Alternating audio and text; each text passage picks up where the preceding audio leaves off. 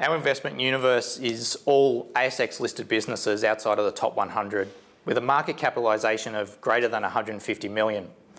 So that gives us a universe of about 500 businesses, so we can be very selective and just sort of focus on the higher quality businesses. So the kind of metrics that we're thinking about here, metrics involving profitability, returns on invested capital. So we're looking at gross margins, we're looking at return on equity, return on assets, return on invested capital, and also metrics around sort of gearing. So we prefer conservatively geared businesses. So we're looking at metrics like interest cover, net debt to EBIT.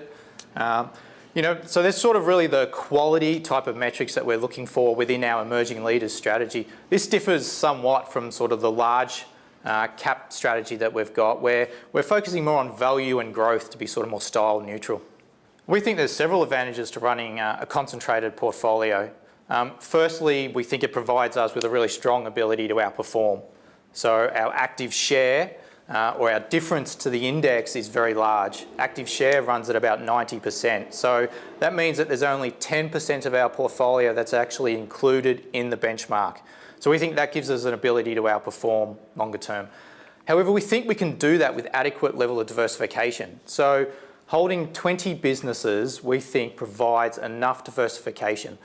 Research tends to suggest that with between 15 and 30 businesses, you can obtain in excess of 90% of the diversification benefit available.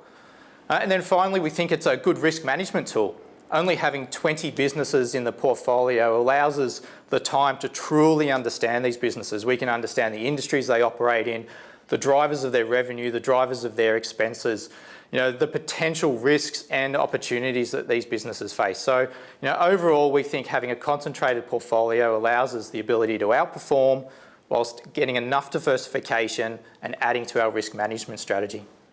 The portfolio currently has about 25% allocated to information technology. We also have quite large overweight positions to consumer discretionary and healthcare. We're a benchmark unaware manager. We basically just hold the businesses that we want to hold. And it's in these sectors where we're really finding the opportunities at the moment. It's in these sectors where we're finding the structural tailwinds, the competitive advantages, the opportunities for growth that we seek inside of the portfolio. On the flip side, there's probably sectors that we're very unlikely to ever hold or at least hold in any material way. So, if you think about sectors where the industry is in decline, where there's more intense competition, regulatory influence, lower growth, commodity-based sectors. If you're sort of thinking about materials, energy, utilities, real estate, these sectors would be very unlikely to sort of ever hold in any material way within the portfolio. One of our recent additions into the portfolio is Breville Group. I think most people would be familiar with the Breville brand. It's a very strong brand within Australian consumers. It's got a very robust track record, but we also think it's got a very strong outlook for future opportunity. And one of the things we really like about Breville is this investment-led flywheel which it's had in place for probably about the last 5 years. So through increasing revenue growth and operating leverage, our management has been able to continually increase the amount of investment that it has in research and development and marketing. This leads to product development, market leadership, and geographic expansion. So, we think that this provides both an increasing value proposition with growing profits. Domestically, the market's more mature for Breville, so we have a lower growth outlook, but we're really excited about the potential for Breville to be able to expand and grow its international sales.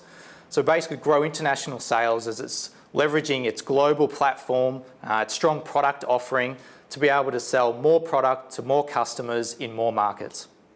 Yeah, we would probably suggest that we're quality investors, but quality companies generate growth characteristics.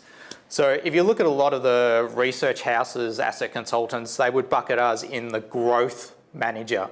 But we're really focusing on the quality. But if you think about the quality attributes that we're looking for, structural tailwinds, competitive advantages, lack of regulation, superior earnings growth, then these are all the characteristics that allow these businesses to generally fend off competition, weather any storm that come their way, and basically expand their sales and their earnings at higher levels than the industry for longer periods of time, which leads to the superior growth within the portfolio.